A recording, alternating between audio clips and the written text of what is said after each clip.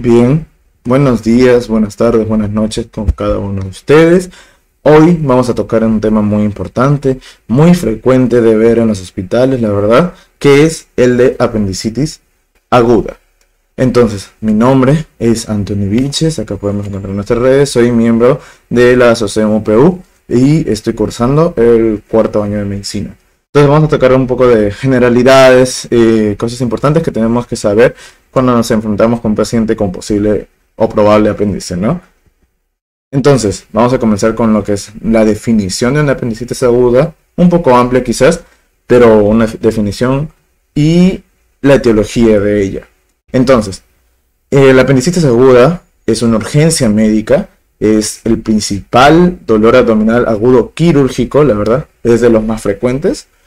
Es causado por una inflamación y por consiguiente una infección del apéndice vermiforme por obliteración o una oclusión de su luz, ¿no? Vamos a ver ahorita en anatomía cuándo es que mide ese conducto que tiene nuestro apéndice y cuando éste se llena de cualquier secreción, debido a que está ocluido y no puede salir esa secreción, va a comenzar a distenderse, ¿no? Se comienza a distender este órgano que va a terminar en una perforación y obviamente si se perfora, todas esas secreciones o contenido o material que está dentro va a liberarse a todo nuestro abdomen, causando la peor complicación, ¿no? Digamos una peritonitis, ¿no? Entonces, esa es una definición, digamos, amplia de una apendicitis aguda, ¿no? ¿Qué es lo que va a pasar? Todo el proceso, por así decirlo. Ahora lo vamos a ver mucho más a detalle. Las etiologías. Si bien está en estudio, hay mucha controversia, digamos, ¿cuál es la más frecuente?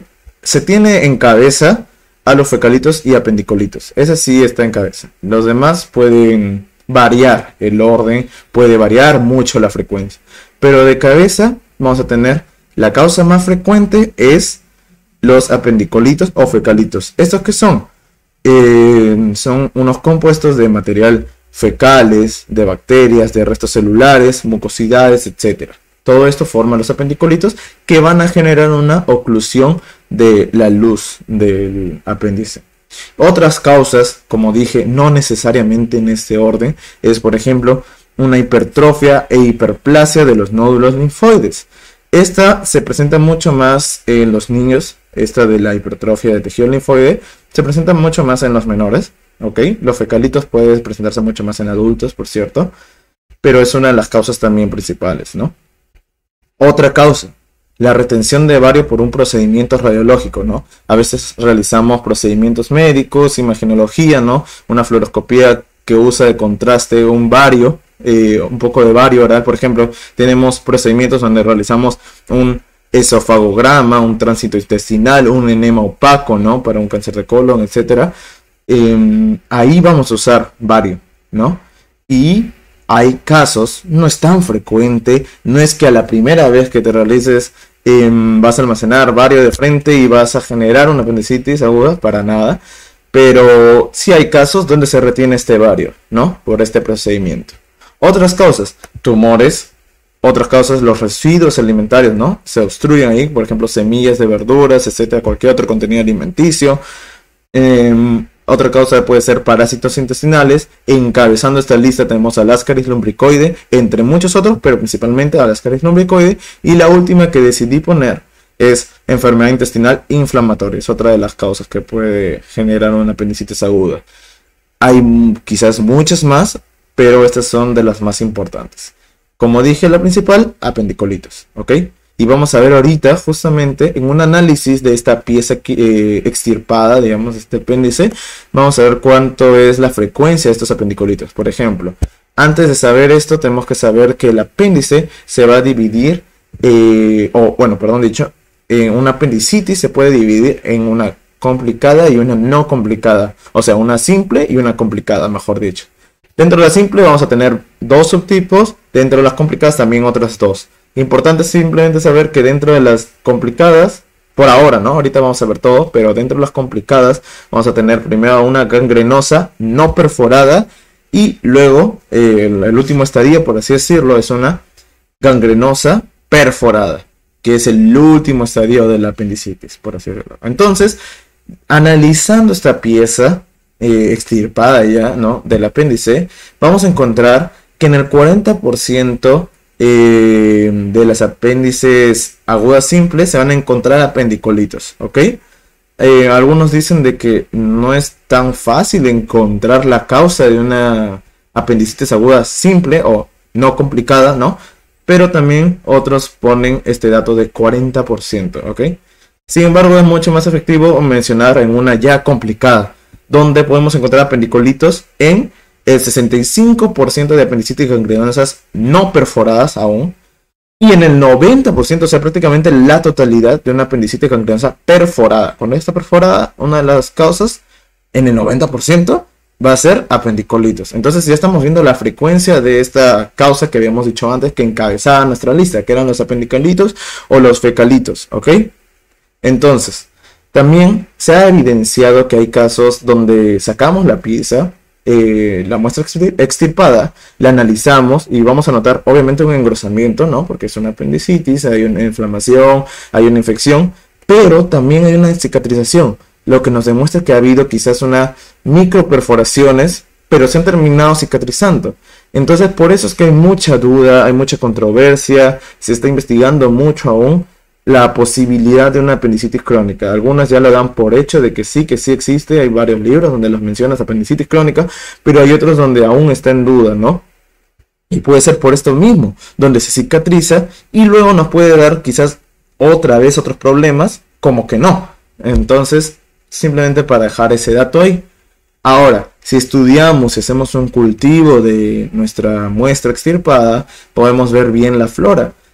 Normalmente la flora del apéndice es bien conocida, es la misma que podemos encontrar en un colon normal durante toda la vida, es la misma, sin problemas, sin nada. Pero cuando hay un crecimiento bacteriano, cuando hay, como hemos visto, ¿no? Que se oblitera, se obstruye nuestro lumen, ¿no? Y comienza a proliferarse varias bacterias, vamos a ver que la causa principal, digamos, de estas bacterias, las que vamos a encontrar, mejor dicho, van a ser estas dos principalmente.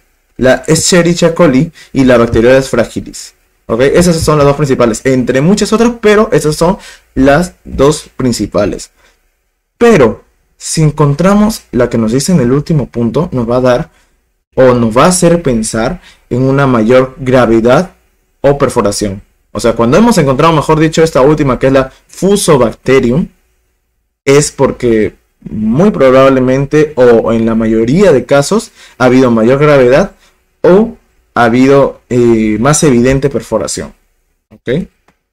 Ahora, no podemos iniciar todo lo que es fisiopatología, las manifestaciones clínicas, el diagnóstico, etcétera, sin hablar de la anatomía, que quizás muchos ya la dominen, pero es importante igual recordarlo. Unos nombres que le podemos dar a nuestro apéndice puede ser apéndice vermiforme, apéndice vermicular, apéndice secal. Son varios nombres que se le pueden dar, ¿no? Ahora, el apéndice se puede visualizar desde la 8ª semana aproximadamente del desarrollo embriológico, ¿ok? Y en el inicio se va a presentar como una porción terminal o una porción anterior, mejor dicho, del ciego. Nosotros normalmente ya en un niño, en un adulto, vamos a tener, ¿no? En lo que es colon, el ciego, ¿no? Que es parte del colon ascendente, el colon transverso, el colon descendente, el sigmoides y el recto, ¿no? Esas son las partes que conocemos del colon. Sin embargo, en lo que es embriológico, esto va a estar antes del ciego, ¿ok? Ahora, todo lo demás, todas las otras partes del colon que hemos estado mencionando, van a seguir creciendo y ubicándose en las zonas que ya conocemos. Pero el apéndice crece a un ritmo mucho menos acelerado, un ritmo mucho más lento, mejor dicho, y va a llegar a localizarse donde ya conocemos, ¿no? Y lo tenemos aquí abajo, insertado en la cara interior o póster inferior del ciego. Entonces vamos a agarrar nuestro ciego y vamos a marcar los 2/3 superiores del ciego y el tercio inferior. En el medio de estos dos puntos, ahí va a estar ubicado nuestro apéndice. Luego ya, ¿no? Cuando ya termina de ubicarse, cuando ya termina, por así decirlo, de crecer, ¿no? Que crece, como les estoy diciendo, a un ritmo mucho menos acelerado, ¿no? Ahora, su función, si bien su función es algo de estudio todavía, pero la función principal que se conoce hasta ahora es inmunológica, donde va a secretar IgA, ¿ok? Su forma, bueno, es un cilindro sin sin doble salida, mejor dicho, porque tiene una salida hacia el ciego, sin embargo la otra salida no hay, está cerrada naturalmente. Y bueno, normalmente tiene sinuosidades. Como podemos ver en el 14.5 puede ser rectilínea, pero normalmente es como una pequeña serpiente, ¿no? Esa es la forma, la anatomía normal del apéndice. Ahora, para conocer un poco, porque puede variar mucho dependiendo del paciente, vamos a ver las dimensiones. Entonces, el largo va a ser de 8 a 10 centímetros, el diámetro lo podemos encontrar más o menos de 3 a 6 milímetros, perdón, y el calibre del conducto, que esto es lo importante porque esto es lo que va a determinar la distensión, ¿no? Cuando sobrepasa esta medida es donde hay distensión y causa todos los problemas, que es de 1 a 3 milímetros, el calibre del conducto o la luz o lumen del apéndice, ¿ok? La inserción ya lo hemos visto en qué parte del ciego está, ¿no? Y es importante también el último punto, que está acompañado en su recorrido por el mesoapéndice.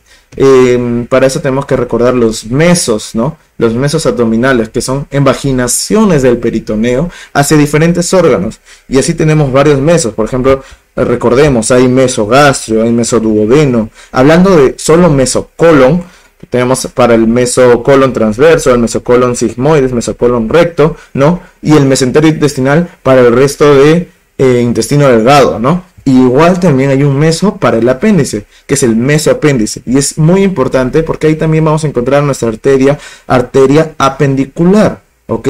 Esta arteria apendicular que es rama de la arteria iliocólica, ¿no? Que es rama de nuestra arteria mesentérica superior, ¿ok? Es importante saber esto del meso, más que todo en la parte ya de cirugía, ¿no? Cuando vayamos a operar es importante saber o encontrar el meso, encontrar la arteria, etcétera. Ahora, vamos a hablar un poco de la presentación. Presentación, posición que puede tomar esta apéndice. Acá hay una foto muy interesante y ahorita vamos a ver. La presentación, la implantación, la posición donde va a estar nuestro apéndice puede variar mucho y se dice, se cree anatómicamente que se debe debido a una acodadura o una curvatura, mejor dicho, para poder entenderlo fácilmente, dinámicamente, una curvatura del ciego. Podemos verlo aquí, pues una animación donde podemos encontrar, miren, ahí está cómo es que toma una curvatura el ciego hacia el lado izquierdo, mejor dicho, ¿no? Hacia el lado izquierdo se dobla, se curva, ¿no? El ciego, y eso va a generar un tipo de presentación, ¿no? Ahora, es diferente si es que estuviera así, estuviera apuntando hacia arriba, ¿no? O sea, si la curvatura fuera un poco más aguda, ¿no?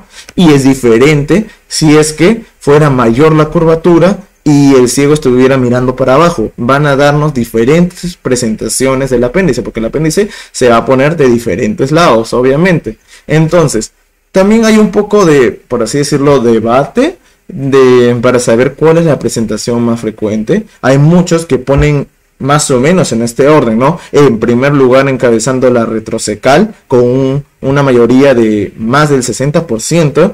Hay otros que, y siguiéndole, la pélvica, que ahorita vamos a poner una foto de cada una de ellas, la subcecal y estas otras que ahorita vamos a mostrar cómo son. Hay otros que cambian un poco el orden más que todo por la frecuencia en que ellos mismos ven, ¿no? Y que ellos han estudiado, donde ponen a la pélvica arriba y la retrocecal la ponen en tercer puesto, ¿no? Pero casi siempre está entre estas tres primeras, ¿no?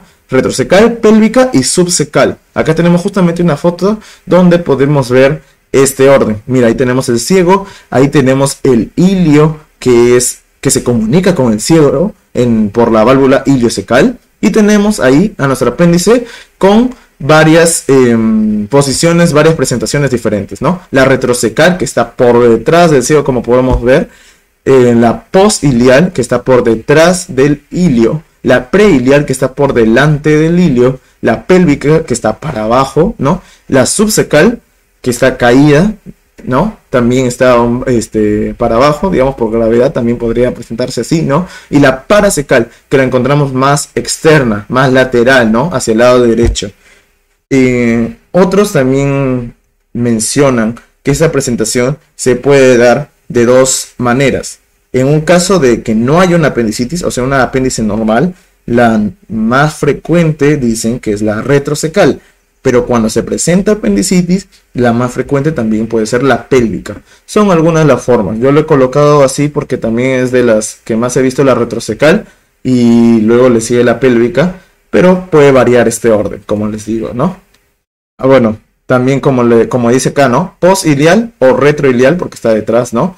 Preilial, que es la que les dije que está antes del ilio o delante del ilio, pero también se puede llamar laterocecal interno. Y la paracecal, que es la que tenemos más externa, más al lado derecho, también se puede llamar laterocecal externo, ¿no? Son otros nombres que se pueden dar.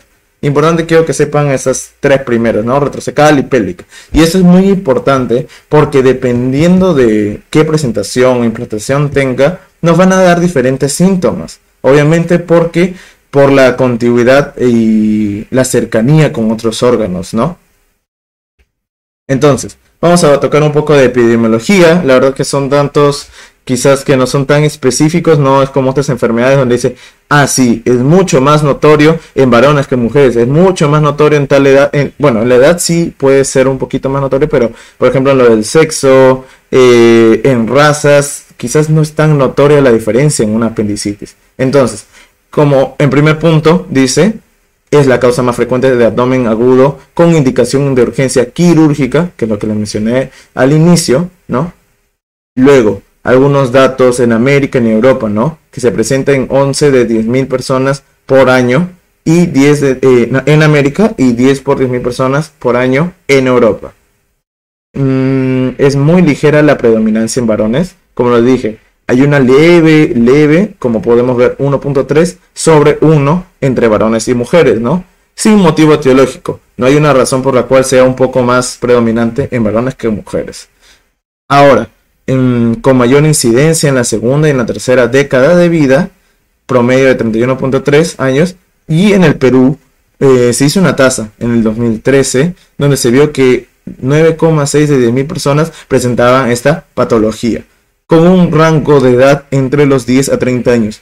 Eso sí, más que todo en la juventud es donde se presenta esta etiología, ¿no?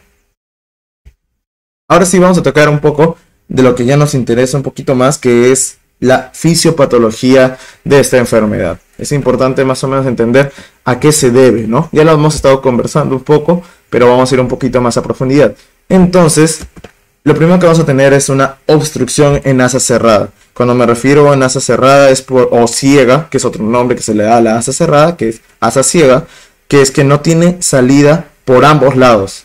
Si nos ponemos a pensar, ok, imaginemos a nuestro apéndice, está obliterado, está obstruido por un lado, ¿no? Por el lado que comunica el apéndice con nuestro ciego. Entonces, no tiene salida por ese lado. Y por el otro, les dije que el apéndice no tiene otra salida. Naturalmente está cerrada por el otro lado. Entonces está cerrado por ambos lados. Es una obstrucción en asa cerrada. ¿Ok? Diferente que fuera en una asa abierta, donde solo uno de los extremos, por ejemplo, tenemos el intestino, ¿no? La parte final del duodeno, digamos, se cierra. Tenemos la parte de arriba del duodeno, que se comunica con el estómago. Ese está abierto. Eso sería una asa abierta. Entonces es una obstrucción en asa cerrada. Y una secreción normal o también excesiva, puede ser cualquiera de los dos, de la mucosa apendicular. Entonces el apéndice va a secretar diferentes cosas normalmente, o también puede estar excesivo debido a esta infección que va a generar un exudado, ¿no? Y esto, más la obstrucción, nos va a dar entonces una distensión progresiva por un aumento de la presión intraluminal. Entonces está obstruido, hay mayor secreción, ya sea exudado o secreción normal del apéndice. Esto se va a acumular y va a hacer que se distienda este órgano. Va a ser progresivo y va a aumentar obviamente la presión intraluminal. Y esto se va a repetir como un ciclo. Va a ir aumentando y aumentando poco a poco. Luego, ¿qué es lo que pasa? Esto, al estar distendido este órgano, se van a comenzar a estimular las fibras sensitivas viscerales que van a estar referidas, un dolor referido, que ahorita vamos a ver en manifestaciones clínicas, pero es una estimulación referida hacia el dermatoma T10, ¿ok? Y esto nos va a dar, y por eso he puesto ahí una flechita roja, nos va a dar los síntomas que ahorita vamos a ver, que es el primer síntoma, que es un dolor, no es constante, sino que es debido a un perisaltismo, es sordo, es vago, difuso, etcétera. Ahorita lo vamos a ver mucho mejor, ¿no? Un dolor tipo cólico. Ese es el primero y ese es el motivo. Una estimulación a las fibras sensitivas referidas, no es del mismo lugar, sino que están referidos, ¿no? Al dermatoma T10, ¿no? Y por eso es que el dolor no va a ser exactamente, o normalmente no es en donde podemos encontrar el apéndice, sino en otro lado. Ahorita lo vamos a ver mucho mejor. Ahora, va a seguir aumentando esta distensión progresivamente y va a aumentar la presión intraluminal. ¿Qué va a pasar? Va a haber una irritación del peritoneo parietal con estimulación de nervios sensitivos somáticos y nos va a dar otros síntomas más, ¿ok? Que ahora lo vamos a mencionar también, donde ese dolor lo vamos a poder especificar mucho mejor, van a haber ya náuseas, vómitos, etcétera, ¿no? Ahora, seguimos aumentando esta distensión del apéndice, ¿no? Ya cuando pasa todos estos límites, ya va a afectar a lo que son los vasos. Primero afectando a los capilares, luego a las vénulas, luego a las arteriolas y obviamente, por último, a las arterias ya. O bueno, a la arteria, mejor dicho, apendicular, ¿no? Obviamente, si es que se afecta la irrigación o se afectan los vasos, vamos a tener una ingurgitación y congestión vascular. Que esto va a dar por resultado infartos elipsoidales en borde antimesentérico. Ese es el nombre del infarto que se da en el apéndice, ¿no? Infartos elipsoidales en el borde antimesentérico. Y por último, todo esto, toda esta distensión, todos esos infartos que afectan y comienzan a generar, va a darnos por último la perforación, ¿ok? Que nos va a dar otros síntomas más, ¿no? Más o menos ya estamos entendiendo cómo es que se da, ¿no? Obstrucción, secreción, va a comenzar a generar distensión, van a estimular primero a fibras referidas, luego va a estar un poco más localizado como irritación del peritoneo y luego se van a afectar los vasos, ¿no? Capilares, vénulas, arteriolas, arterias, ¿no? Que nos va a generar ya por último, todo esto nos va a dar la perforación. Eso es más o menos, en resumen, la fisiopatología que se da en una apendicitis aguda. Ahora vamos a hablar un poco de...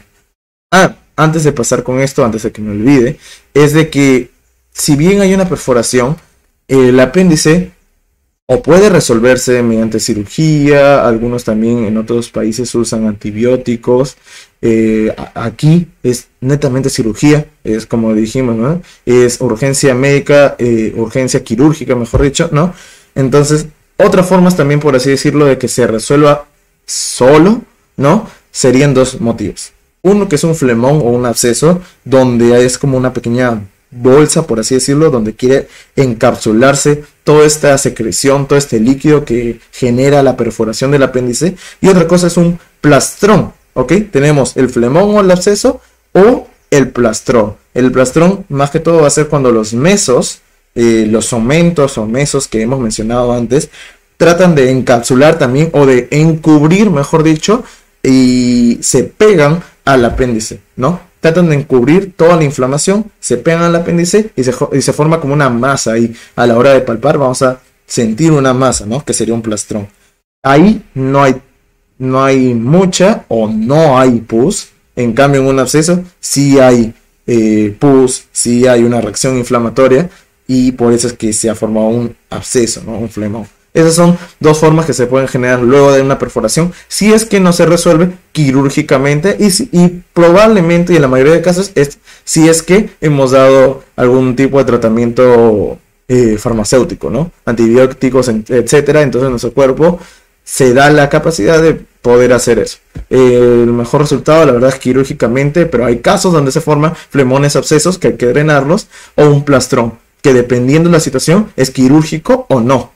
Normalmente no es quirúrgico, ¿no? Ahora sí podemos seguir con los estadios, ¿no? Entonces, como les dije, hay varios estadios, hay, mejor dicho, clasificación, ¿no? Para la apendicitis. Entonces, la evolución sin perforación apendicular en menos de 24 horas de evolución, o sea, en menos de 24 horas va a ser sin perforación. Luego de esas 24 horas ya puede ser con perforación. Normalmente, y Prácticamente cuando ya pasen las 48 horas, muy probablemente ya haya perforación. Entonces, como les dije, habían dos divisiones, ¿no? Las complicadas o las simples y las complicadas. Esas son las dos divisiones. Dentro de las no complicadas o simples podemos encontrar a la edematosa o catarral, que más que todo es algo teórico, la edematosa catarral, porque es muy difícil que encontremos una apéndice edematosa o catarral, o sea, en su inicio, donde podemos encontrar un edema de mucosa visible en una ecografía o una tomografía, ¿no?, computarizada, pero es muy difícil encontrarla. Donde la vamos a encontrar en la mayoría de casos va a ser en esta siguiente, en la flemonosa o supurativa. Otros la dividen, o sea, la separan. Una tipo flemonosa y otra supurativa, en verdad es prácticamente lo mismo, así que la hemos juntado aquí, que es la otra etapa y es la más usual de encontrar, flemonosa o supurativa, donde ya vamos a encontrar una congestión. La congestión se va a dar por eritema, edema y el exudado. Todos estos significan congestión por una infección de la pared, ¿no? Como hemos visto, la E. coli y la bacteriaris son las que más van a generar esta infección de la pared. Se va a generar ya una ulceración y trombosis de mucosa, pero aún no va a haber gangrena y mucho menos aún no va a haber perforación. Ahora sí entramos a las complicadas, donde podemos encontrar una gangrenosa o necrótica, donde hay inflamación y perforación, pero microscópica, transmural con necrosis y cambio de color, o sea, el apéndice ya puede estar un poco morada, un poco negruzca, ¿no? Y en los exámenes puede haber, porque más que todo el diagnóstico debería ser clínico, pero en los exámenes puede haber ya un aumento del PCR y de los leucocitos, ¿no? Y la última etapa va a ser la perforada, ya es lo final, por así decirlo, de una apendicitis, donde va a ser una perforación visible ya, ¿no?, con inminente invasión bacteriana en la cavidad pleural. Perdón, peritoneal, aquí está mal escrito, cavidad peritoneal, luego lo voy a corregir. Aquí ya va a haber un gran aumento del PCR y leucocitos. Vamos a ver otros exámenes que se le pueden realizar, ¿no?, que también podrían estar alterados, ¿no? Ahora, ya vamos a hablar de las manifestaciones clínicas de esta enfermedad. Y algo normalmente estamos viendo en un 50%, como dice en el primer punto, es la cronología de Murphy. Es algo muy usual que se puede encontrar en los pacientes con apendicitis, donde se refiere al orden de síntomas que va a presentar el paciente en un tiempo transcurrido, ¿no? Entonces, el paciente te puede llegar con una cronología de Murphy positivo, que significaría que al inicio de su problema, de su dolor, de su dolencia, va a presentar un dolor tipo cólico, que es un dolor sordo, un dolor vago, un dolor difuso, intermitente. ¿Por qué intermitente? Porque se va a dar dependiendo del peristaltismo. Entonces, comienza a generar peristalsis, digamos, el colon normalmente, y comienza el dolor. Junto al peristaltismo se presenta el dolor. A eso me refiero con a que se da intermitentemente. De inicio en epigastrio o mesogastrio. Ese es normalmente donde puede iniciar. También se puede iniciar en la fosa ilíaca, pero en la izquierda, o sea, al otro lado. Entonces, estos son los lugares: epigastrio, mesogastrio, ¿no? La fosa izquierda, ¿no? Ese es el inicio que presenta el paciente. Luego nos va a contar el paciente: sí, pero ese dolor se movió. Luego de aproximadamente 6-12 horas, ahora me duele a otro lado, me duele al lado derecho, fosa ilíaca derecha, ¿no? Y el dolor ya no es sordo, no es difuso, ¿no?, sino que es un dolor focal, me duele aquí. Ya te puede señalar exactamente dónde le duele. Es constante, ya no es intermitente. Y es en fosa ilíaca derecha, como dije, y es de mayor intensidad. Si se recuerdan, justamente de eso habíamos hablado, y lo voy a retroceder para que se acuerden, en esto, ¿no? Cuando dice estimulación referida al dermatoma T10, ese sería el primer dolor. Un dolor vago, difuso, intermitente. Y luego, cuando estamos hablando de una irritación ya del peritoneo parietal con estimulación de nervios sensitivos somáticos, ya estamos hablando de un dolor más localizado, un dolor más intenso, constante y con náuseas y vómitos debido a esta irritación de los mismos nervios, ¿no? Ahora, eso es cronología de Murphy, junto a varios de los otros síntomas que ahora voy a mencionar, pero quería hacer esta distinción en el dolor, ¿no? En lo que nos habla cronología de Murphy. Ahora, como estoy diciendo, cronología de Murphy también engloba a otros tipos de síntomas, que son los siguientes. Uno de mucha importancia, perdón, con una gran tasa de valor, una mayor importancia en valor predictivo negativo, o sea, de que si no se presenta este síntoma, hay que dudar mucho de una apendicitis, ¿no? En este caso, es que venga el paciente con hiporexia o anorexia. Si te viene con estos, es muy probable de que sea apendicitis. Si no, por eso es un valor predictivo negativo. Si no viene con hiporexia o anorexia, hay que dudar de una apendicitis. Igual no hay que descartarlo, obviamente, porque hay casos, por ejemplo, en mi caso, cuando me operaron de apendicitis, yo no tuve hiporexia o anorexia. Hay casos donde sí, pero hay que dudarlo. El diagnóstico de apendicitis si es que no presenta una hiporexia o anorexia, ¿ok? Luego, otros síntomas que puede presentar es febrícula. Con febrícula me refiero a menor a 38 grados, y si es que presentara mayor a esta temperatura, o sea, mayor a 38 grados, ya es muy probable que estemos hablando de una posible perforación, ¿ok? Entonces es importante saber cuánto tiene de temperatura. Otras cosas que puede presentar son náuseas y vómitos, pero después del dolor abdominal, porque si estamos hablando de náuseas y vómitos antes de un dolor abdominal, una de las causas a descartar es una gastroenteritis, por ejemplo, ¿no? Normalmente primero es el dolor y luego las náuseas y vómitos. Si fuera al revés, podría ser otra etiología, ¿no? Luego, puede haber diarrea o estreñimiento en alguno de los casos, por ejemplo en 4 a 16%, antes del dolor abdominal.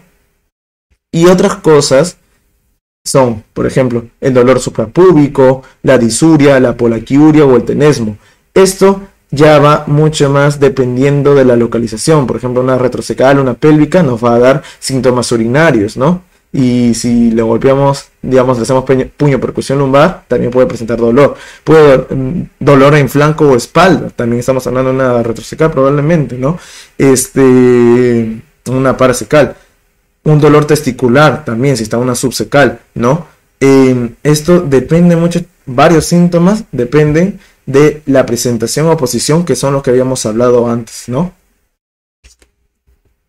Ahora, el diagnóstico. Como les dije, lo importante acá es el diagnóstico clínico. Hay otros diagnósticos, hay otros exámenes que se pueden realizar. Hay un gold estándar que ahorita lo vamos a ver. Sin embargo, el diagnóstico y lo que tenemos que grabar en nuestra cabeza es el diagnóstico clínico. Cómo se presenta el paciente, el examen físico, la historia clínica, la anamnesis. Es muy importante realizar esta parte.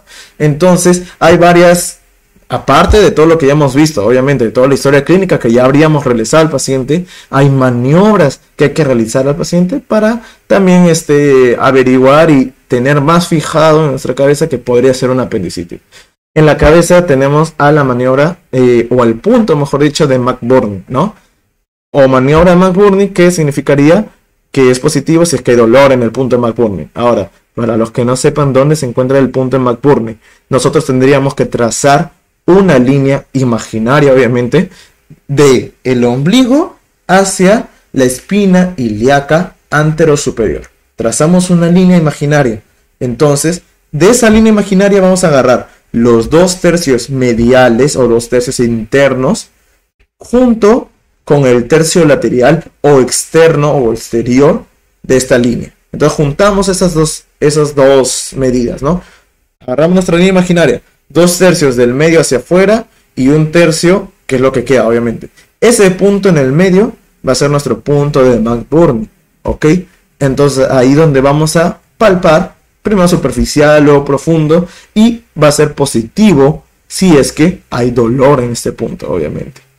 Otras maniobras, por ejemplo la de Bloomberg, en esta misma zona, en este mismo punto que es en el McBurney, en vez de solo palpar superficial y profundamente, vamos a palpar primero profundo, ¿no? Y vamos a descomprimir bruscamente, vamos a soltar nuestra mano bruscamente en este punto, ¿no?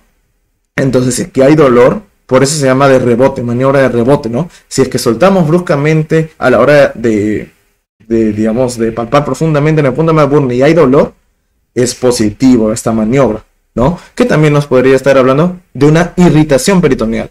Todo esto nos dan indicios, ¿no? No es que una de estas nos dice, ok, es apendicitis, no, sino que nos dan indicios. Por ejemplo, en el Bloomberg estamos hablando de irritación peritoneal. Luego, maniobra de Robson es en el lado contralateral, es como una McBurney, pero al otro lado, o sea, en vez de estar en fosa ilíaca derecha, vamos a estar en la fosa ilíaca izquierda, ¿ok? Robson. Entonces, palpamos al otro lado, igual que hicimos con McBurney, pero en vez de la derecha, a la izquierda. Palpamos al otro lado y nos va a dar dolor, pero a la derecha, ¿ok? Entonces, nosotros palpamos o hacemos presión en el lado izquierdo y va a haber dolor en el lado derecho, ¿ok? Eso es positivo a la maniobra contralateral de Robson. Otras que también pueden haber son la de Cope, que es la del rebote, pero contralateral, o sea, como un Bloomberg, pero en vez de hacer al lado derecho, es al lado izquierdo. O sea, descomprimimos rápidamente o bruscamente al lado izquierdo y nos va a dar dolor. Entonces va a dar positivo a la maniobra de Cope. Otra maniobra, la del obturador. Entonces, en el del obturador, nosotros vamos a hacer una rotación interna de toda la extremidad. ¿Cómo? Vamos a flexionar, ¿no? Vamos a levantar su pierna, la vamos a flexionar su pierna y su rodilla y vamos a llevar toda nuestra pierna hacia adentro y nuestra pantorrilla, digamos, hacia afuera, ¿no? Haciendo una rotación interna de toda la extremidad. Si al hacer esta rotación interna hay dolor, entonces nos da positivo a una maniobra del obturador y probablemente nos puede dar indicios de una apendicitis pélvica, ¿no? Otra de las maniobras puede ser la maniobra del psoas, donde nosotros vamos a poner al paciente de cúbito lateral izquierdo, ¿ok? Entonces vamos a agarrar su pierna y vamos a extenderla, o sea, llevarla hacia atrás. Y a la hora de llevarla hacia atrás, puede ser que presente dolor, lo cual nos daría positivo a esta maniobra, ¿ok?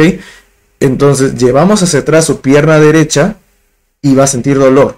Y cuando la relajamos o la flexionamos, ya no hay dolor. Entonces eso nos daría positivo y podríamos estar hablando o darnos indicios de una apendicitis retrocecal, ¿ok?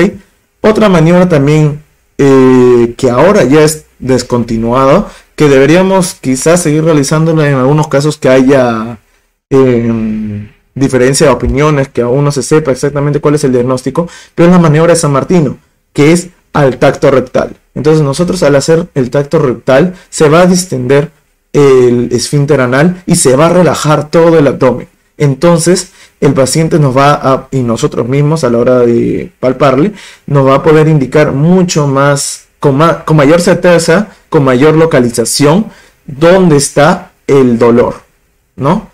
Ahora está descontinuada esta maniobra, pero también es importante conocerla, ¿no? Que es el tacto rectal. Otros que consideré poner por importancia es el punto de Morris. En esa misma línea que habíamos trazado, línea imaginaria por cierto, ¿no? Que habíamos trazado para el punto de McBurney, la misma. Solo que, si se acuerdan, les dije, es 2/3 del medio, o sea, el punto entre los 2/3 del medio y el tercio lateral. En cambio, la del Morris es al revés, el punto entre el tercio medio y los 2/3 laterales, ¿ok? O sea, está un poco más pegado hacia el ombligo este punto de Morris. Entonces, si palpamos ahí y hay dolor, podría darnos indicios de una apendicitis retroiliac, ¿ok? El punto de Morris. Ya son algunas maniobras o pruebas o puntos más rebuscados, ¿no? Pero se puede presentar. Y el último que sí se puede encontrar, y es importante, es así saberlo, es el signo de Musi, donde es que a la hora de palpar o de comprimir superficial o profundo en cualquier zona del abdomen, en cualquiera, ya no dicen en tal lugar, en tal punto, ¿no? Sino que en cualquier zona va a presentar dolor. Eso probablemente ya estábamos hablando de una apendicitis perforada y quizás, quién sabe, una peritonitis, ¿no? El signo de Musi, si es que está positivo, ¿no? Si es que hay dolor.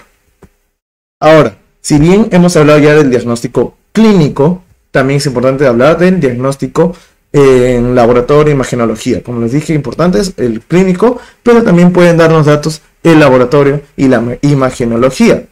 Entonces, en lo que es laboratorio, principalmente lo que podríamos encontrar van a ser los leucocitos, y el PCR por ahí podría también afectarse, ¿ok? Entonces vamos primero con los leucocitos. Puede haber una leucocitosis leve, ¿ok? Podemos encontrarlos entre 10 a 18.000, ¿no? Que está un poquito aumentado, pero tampoco tanto, ¿no?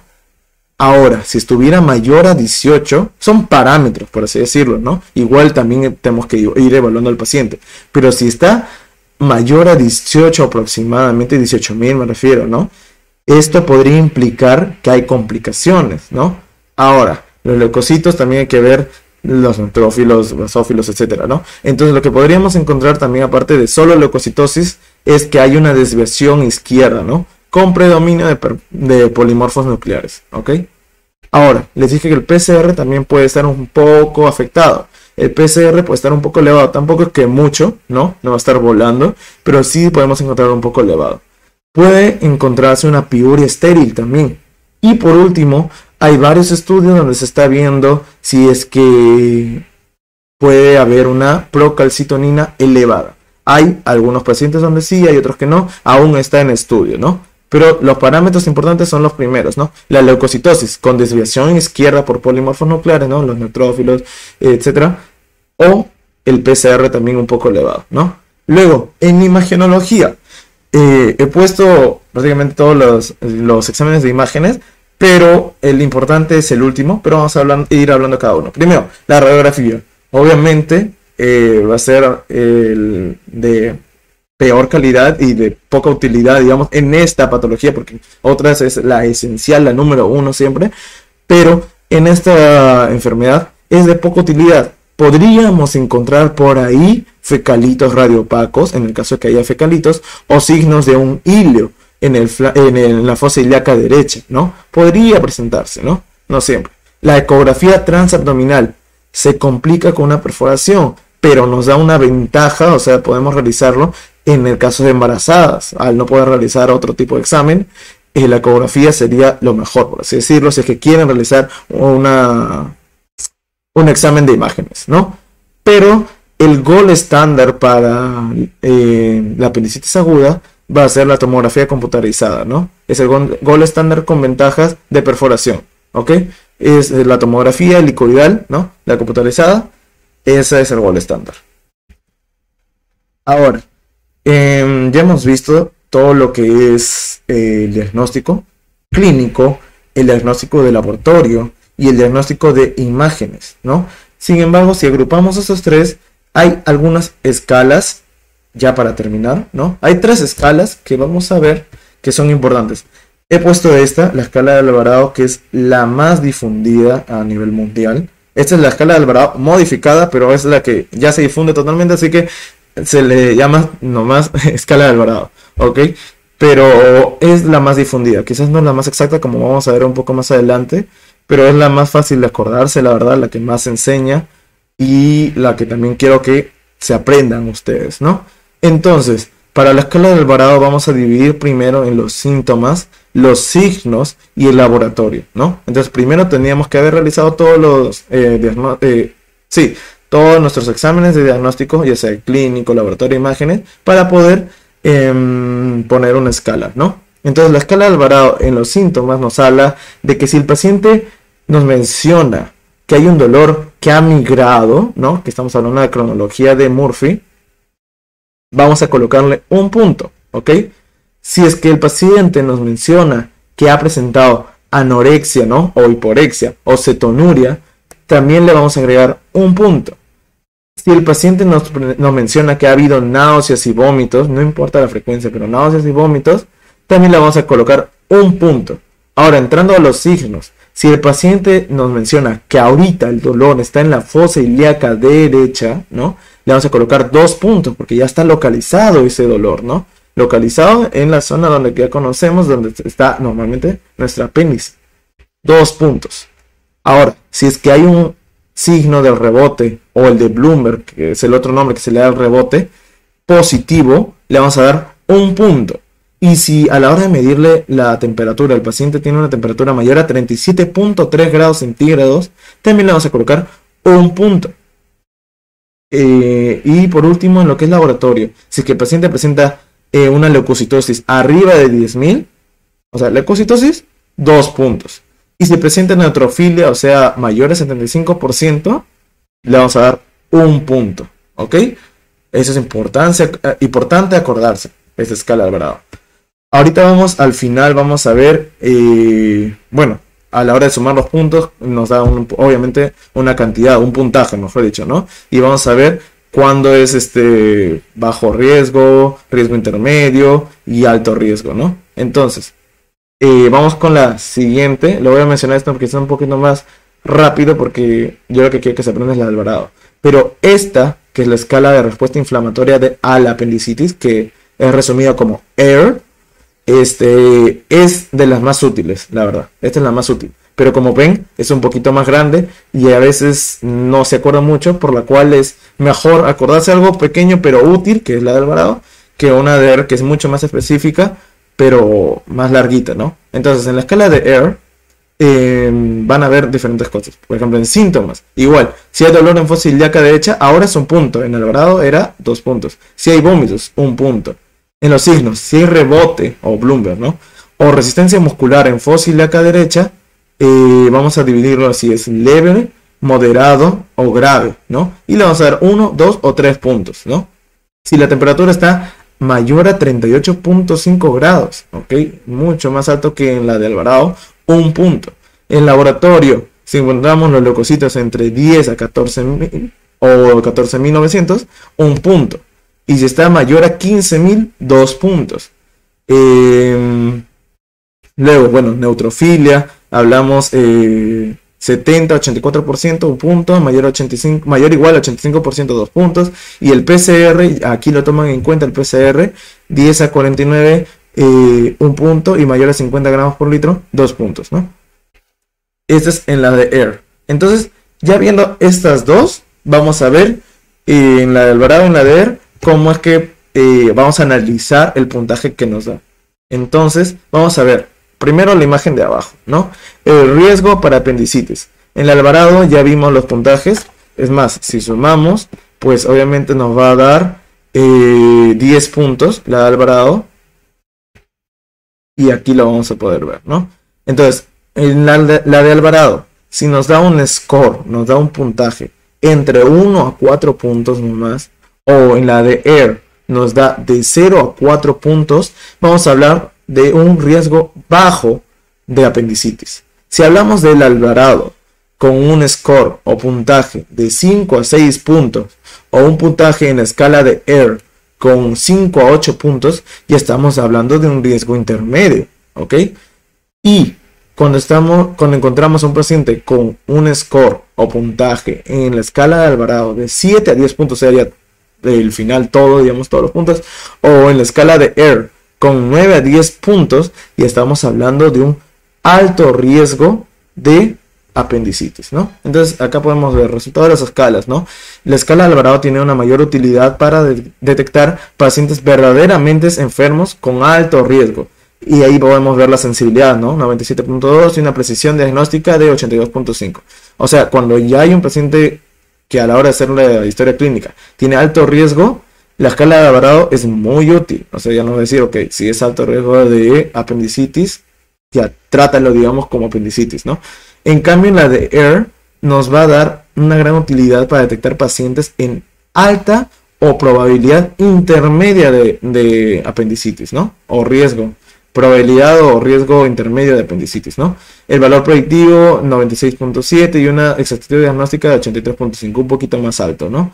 La de AIR, como les dije, AIR es un poco más exacta, pero la de Alvarado es mucho más difundida, mucho más fácil de recordar, y es la que quiero que se aprenda, ¿no? Con los valores, ¿no? De 1 a 4, bajo riesgo, de 5 a 6, riesgo intermedio, y de 7 a 10, alto riesgo. Y vamos con la última escala ya para terminar, que es la escala de Ripasa, ¿ok? Para esto vamos a tomar ya datos de si es hombre, si es mujer, que la verdad, como les había dicho, no es algo etiológico ni nada, es muy leve la predominancia, pero lo toman también en cuenta en la escala Ripasa, ¿no? Donde si es hombre se lleva 1 punto, si es mujer 0,5 puntos, la edad la toma en cuenta, ¿no? Si es menor a 39.9 años o si es mayor ya de 40 años, ¿no? 1 y 0,5 puntos. Porque dijimos que en jóvenes es que se da más, entonces mayor de 40 años ya le da menor puntaje, ¿no? Y si es extranjero, 1 punto. En los síntomas, dolor en fosa ilíaca derecha, 0,5 puntos. Si tiene náuseas, vómitos, 1 punto. Dolor que es migratorio, 0,5 puntos. Anorexia, 1 punto. Si los síntomas son menores de 48 horas, 1 punto. Pero si son mayores a 48 horas, 0,5 puntos porque... Si bien ya podría ser una perforada, pero también es raro que una apendicitis aguda se presente ya 2, 3 días, 4 días. Es un poco raro, ¿no? Signos. Si hay una hipersensibilidad en la fosa ilíaca derecha, 1 punto. Si hay resistencia muscular voluntaria, 2 puntos. Si hay Bloomberg o rebote, 1 punto. Si hay Robson, 2 puntos. Si la fiebre está mayor a 37 o menor a 39, entre 37 y 39 grados, mejor dicho, 1 punto. Y si hay leucocitosis, 1 punto. Y si en el examen de orina, bueno, sale negativo, 1 punto, ¿no? Ahora, sumando todo esto, si nos da menos de 5 puntos, es improbable, es poco probable, mejor dicho, una apendicitis. ¿Qué es lo que vamos a hacer? Vamos a observar, vamos a aplicar la escala luego de 1 a 2 horas, vamos a volver a aplicar la escala de Ripasa, ¿no? Si disminuye los puntos, se descarta ya una apendicitis, ¿no? Ahora, ¿qué pasa si no disminuye, se aumenta, ¿no? Entonces nos da de 5 a 7 puntos, ¿no? Entonces estamos hablando de una baja probabilidad de apendicitis. Vamos a observarlo igualmente y vamos a aplicar la escala de a 1 a 2 horas o también podemos hacer una ecografía, ¿no? Y bueno, la aplicamos y vuelve a salir el resultado, digamos, y nos sale un poquito más, 7.5 a 11.5 puntos. Hay una alta probabilidad de apendicitis, ya hay que prepararlo para un tratamiento que aquí es totalmente quirúrgico, que es apendicectomía, y repetir la escala en 1 hora. En mujeres hay que hacer una ecografía para descartar una patología ginecológica, por ejemplo una torsión anexal, etcétera, ¿no? Un embarazo ectópico, varias cosas, ¿no? Hay que descartarlos. Y ahora, si es mayor a 12 puntos, luego de volver a hacer la escala, o la primera vez que le realizamos la escala sale mayor a 12 puntos, la escala lo pone como una apendicitis prácticamente definitiva, ¿no? Y hay que prepararlos, obviamente, para la operación, ¿no? Apendicectomía. Bien. Eso es las generalidades, puntos importantes, la escala del grado, que también quiero que se memoricen de este tema. Y ahora vamos un poco con la bibliografía, varios artículos y libros que he sacado para esta presentación. Y bueno, agradecerles por estar atentos. Cualquier pregunta, acá están las redes, tanto de la SOCEM, tanto de CPA también. Gracias por la confianza para dar esta clase y con eso estaríamos terminando la clase. Un gusto con cada uno de ustedes, tengan buen día.